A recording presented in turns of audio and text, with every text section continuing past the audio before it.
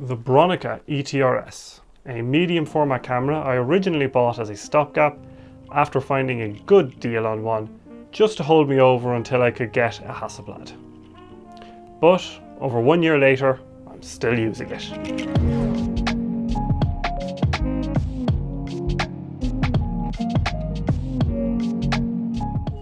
The Bronica ETRS is the second generation model in Bronica's 645 SLR system lineup.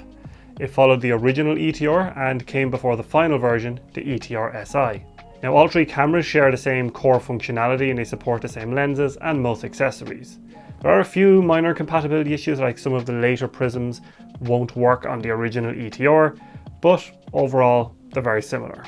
But the ETR SI does add a couple of extra features, including a bulb mode and mirror lockup. These are really the only major differences between the models. There are also the C versions of the ETR and ETRS, which come with non-removable film backs. So you can't do that. But they are worth keeping an eye out if you can find a good deal on one. As for my story with this ETRS, I actually bought it originally as a kit with 3 lenses, a waist level finder, an AE prism and the speed winder, while heading to a photo walk in Galway last year.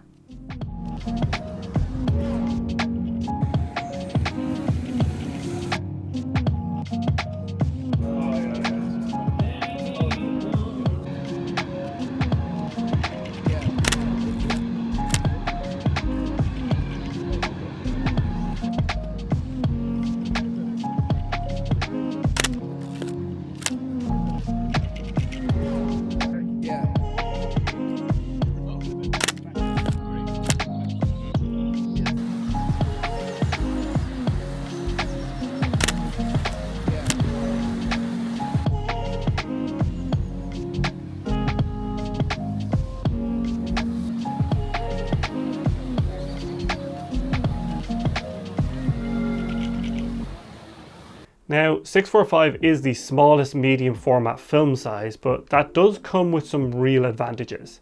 You're going to get 15 shots per roll on this camera. Some cameras can get 16, compared to just 10 on 6x7 or 8 on large 6x9 format. So it's more economical to shoot 645 without fully giving up that medium format look.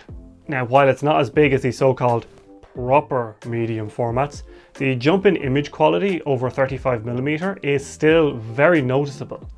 And since it's a 645 system camera, it also is much more compact and easier to carry around compared to some larger format cameras. Have you ever tried to haul a Mamiya RB67 about?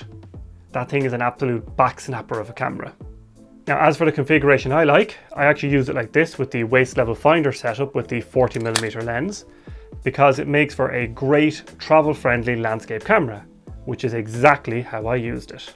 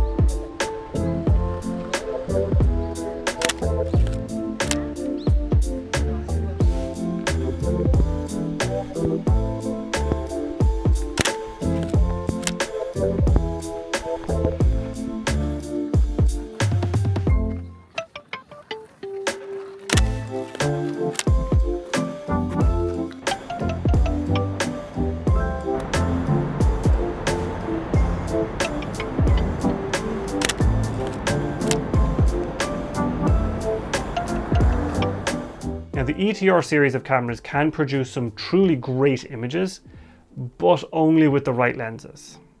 So there are 3 main series of lenses for this system. First up, you have the original MC lenses, and honestly, these aren't that great. I had both the 50mm and 150mm MC versions, and let's just say there's a reason why I sold them. The 50mm MC in particular was a real letdown. It just wasn't sharp, especially across the whole frame, and overall it never really delivered truly great crisp images. was always a little bit soft. Even stopped down to like f8, it was still just kind of soft. The 150mm MC was a little bit better, but it was nothing special. Now the next generation lenses are the E2 series, which can be decent. The 75mm E2 that I have is actually pretty usable. Not amazing, but solid enough. However, the real gems are the PE lenses, and these are the ones to look out for, and their quality is definitely reflected in the prices on the used market. So I actually have two PE lenses, the 40mm f4 and the 200mm f4.5. I picked up the 40mm locally for a really great price, and it's been a real solid performer. It's clean, sharp, crisp, and just a really good, solid wide-angle lens. The 200mm 4.5 PE is also a really nice lens, especially since I actually really enjoy shooting with telephoto lenses, and with a full frame equivalent of about 125ish millimeters, it actually makes a great portrait lens. But I've actually found myself using it more for landscapes, especially for when I want that compressed perspective. This shot from Torrey Pines National Park is a really good example of the kind of images I like to make with it. And also, since these lenses are designed just to cover a 645 frame, they're usually a lot more compact than their 6x6 or, God forbid, larger format counterparts. So packing them and traveling with them is actually quite easy. And this of course helps with the camera's great size for travel. It handles well and it feels solid, and it doesn't take up a ton of space, and it doesn't weigh too much for a medium format camera. That being said, there are a few small quirks, and for one, the waist level finder tends to catch a little bit when you're pulling it in and out of a bag. It's not smooth edged, so it can kind of get caught on those corners, which can be a little frustrating at times. And I have the same issue actually with the standard winder, which has this sort of flappy lever which doesn't really fold in all that neatly. So this is why I actually really just leave the lever off, and I just sort of raw dog it on the winder.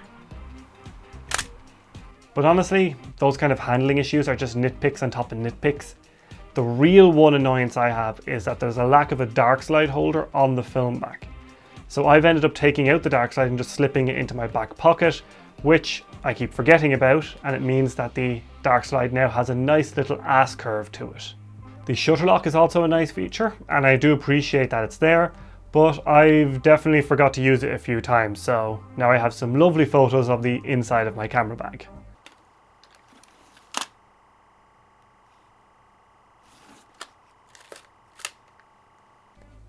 And lastly, the focusing screen can be a bit on the dim side, particularly when you compare it to other medium format systems that have brighter acute matte screens.